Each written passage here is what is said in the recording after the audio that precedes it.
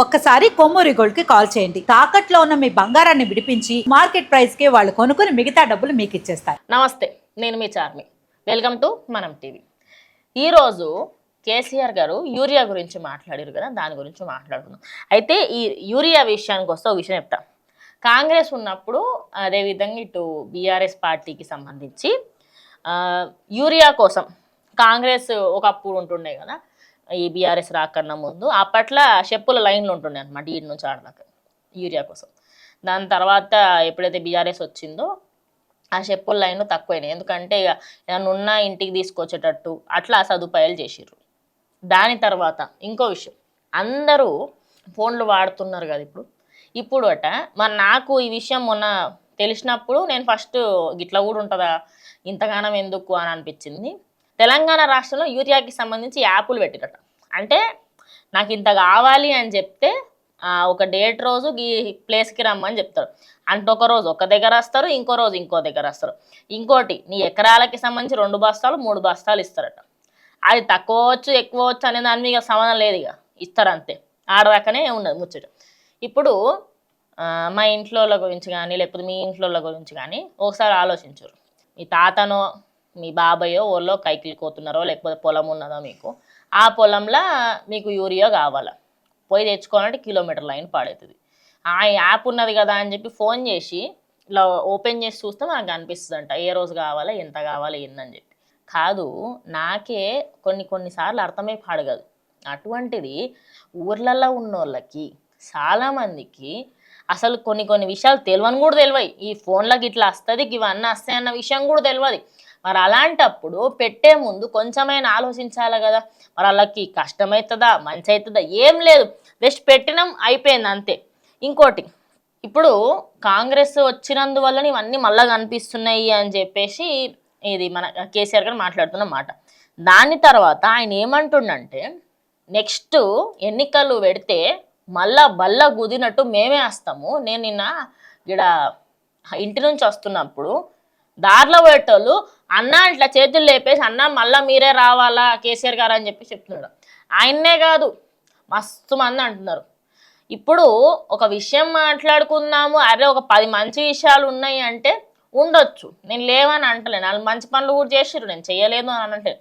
కానీ ఒక 2 సంవత్సరాలలో మీరు చేయగలిగిన దానికంటే చాలా తక్కువ చేసిర్రు.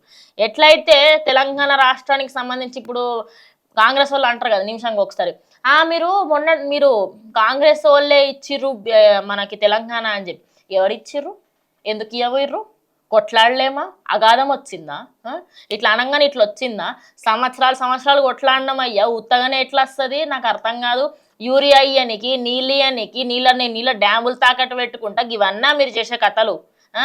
చీరలు ఇయ్యనికి శాత కాదు, బస్సులలో ఫ్రీ ఆ పెట్టిన అవన్నీ 6 పథకాలు ఏడొచ్చినాయి. కొంచెం రాలేవా, అప్పుడెప్పుడు సిలిండర్లు ఇచ్చిన సగమే ఉన్నదట సిలిండర్లలో. మరి ఏంటికి ఇచ్చిర్రు, ఇచ్చుడు అసలు ఎందుకు, ఆ మాట ఎందుకు అసలు?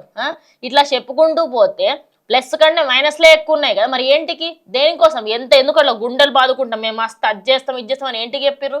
తెలంగాణ రాష్ట్రము కొట్లాడి సంపాదించుకుంటే గిదా మాకు ఇచ్చే రెస్పెక్ట్. ఏమన్నా అంటే మేము ఇచ్చినాము మాకు ఇచ్చి చూడండి మళ్ళీ తెలంగాణని ఇంకా ముందుకు తీసుకెళ్తాం అంటే ఏడ ముందు తీసుకుపోతున్నారు? ఏదో ఫ్యూచర్ సిటీ అట. ఫ్యూచర్ సిటీ ఏంది?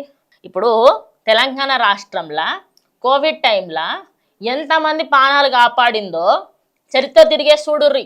సగానికి సగం మందికి హైదరాబాద్కి వెళ్ళి మెడిసిన్లు పోయినాయి.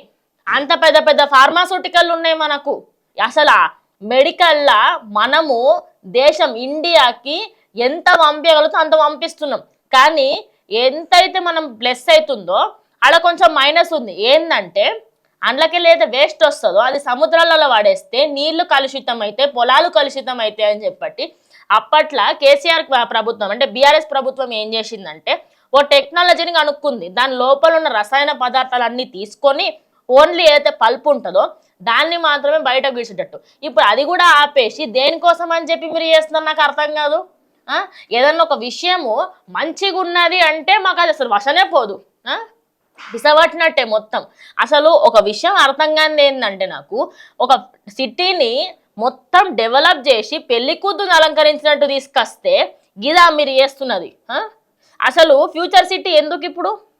ఫ్యూచర్ సిటీయా పాడా, ఇంకేమన్నా ఉన్నదా ఫ్యూచర్ ఈడ? ఇడికెళ్ళి అందరు వెళ్ళిపోతున్నారు, అచ్చుడు పక్కకు పెట్టుర్రి, ఇడికెళ్ళి పోతాన్నారు పక్క రాష్ట్రాలకు, ఆడికెళ్ళి రావాలా కానీ మనకు తరికలు లేవా చక్కగా. సరే ఇవన్నీ కూడా పక్కకు పెడదాం. ఇప్పుడు కేసీఆర్ గారు ఏమంటున్నారు తెలుసా, ఫ్యూచర్ సిటీ తొక్క సిటీయా అంటున్నారు.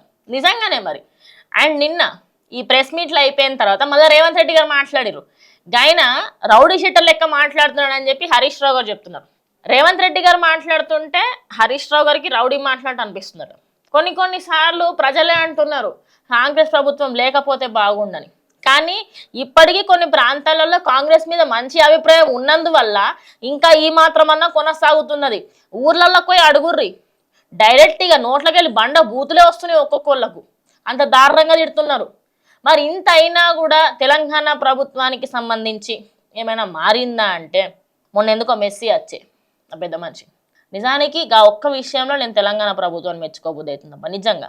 ఎందుకంటే ఆయన కోల్కతా పోయినప్పుడు గైర కొంచెం బిస్కెట్ అయిందనమాట. ఎందుకు బిస్కెట్ అయింది అంటున్నా అంటే ఆడ సెక్యూరిటీ చక్కగా లేదు, వ్యవస్థ చక్కగా లేదు. కానీ ఈడ అందరికీ చూసేటట్టు రేవంత్ రెడ్డి గారి సర్కార్ నిజంగా ఆ హ్యాట్స్ ఆఫ్ ఆ విషయంలో మాత్రం నేను ఒప్పుకుంటా. కానీ ఇప్పుడు రాష్ట్రానికి సంబంధించి కావాల్సిన ఇవి కాదు, రాష్ట్రానికి ఇంకా చాలా కావాలా, ఇంకా ఎన్నెన్నో మీరు చేయాల్సింది ఇంకా చాలా ఉంది. 3 సంవత్సరాలు ఉంది, ఇంకా 2 సంవత్సరాలలో ఇంత డిసప్పాయింట్ చేస్తే ఇంకో 3 సంవత్సరాల మీద మీ మీద ఏ ఆశతోని ప్రజలు మీ దిక్కు ఉంటారు చెప్పుర్రి. ఇప్పుడు బీఆర్ఎస్ పార్టీ దిక్కు ఎంతమంది మొగ్గు చూపుతున్నారు తెలుసా? కారణం ఏందో తెలుసా? కాంగ్రెసే. ఏదో అచ్చిర్రు మాట్లాడతామన్నట్టు కాకుండా ఇన్ని రోజులు ఆయన నోరు మూసుకున్నాడు అని అన్న వాళ్ళందరికీ కూడా గట్టిగా పట్ పట్ పట్ అని వేసి ఒక్క ప్రెస్ మీట్లా మాట్లాడారు. ఈ ప్రెస్ మీట్కి సంబంధించిన వీడియోలన్నీ కూడా నేను ప్లే చేపిస్తా, తప్పకుండా మీరు మనం టీవీలో చూడుర్రి, మీకు అర్థమవుతుంది. నేను చెప్పేదానికంటే కూడా కేసీఆర్ గారి వాయిస్లో మీరు వింటే అసలు తెలంగాణ రాష్ట్రం ఎంత వెనకపోయింది, ఎంత ముందుకొచ్చింది, ఏంది, ఇవన్నీ కూడా తెలుస్తాయి మీకు. సో ఇది ఇవాళ వీడియో. ఇంకో వీడియోతో మళ్ళీ కలుస్తా. అంతవరకు శనార్థి.